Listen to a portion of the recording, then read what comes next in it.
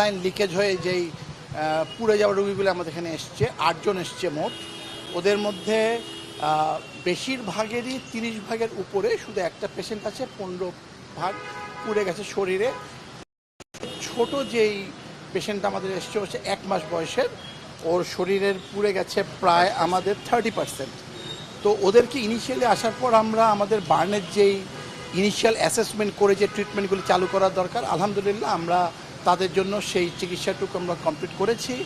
এখন আমরা যেহেতু সকালে এসছে, আমরা 6 জনকে এসডিউতে পাঠিয়েছি, বাকি 2 জন অবজারভেশনে আছে এবং এদের মধ্যে 3 জনের শ্বাসনালী পুড়ে যাওয়ার সম্ভাবনা আছে বা আমরা সন্দেহ করছি।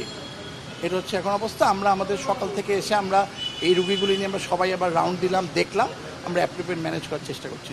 সংকটাপন্ন অবস্থায় আছে কতজন? আসলে পুড়ে যাওয়ার পরে সবগুলি রুগী সংকটাপন্ন আমরা বলবো, সাথে শ্বাসনালী পোড়া আছে 3 জনের এভিডেন্ট। বাকিদের কি অবস্থা আমরা জানি না, পরবর্তীতে হয়তো খারাপ হতেও পারে। আমাদের ভাষ্যমতো 8 জনের অবস্থায় সংকটাপন্ন।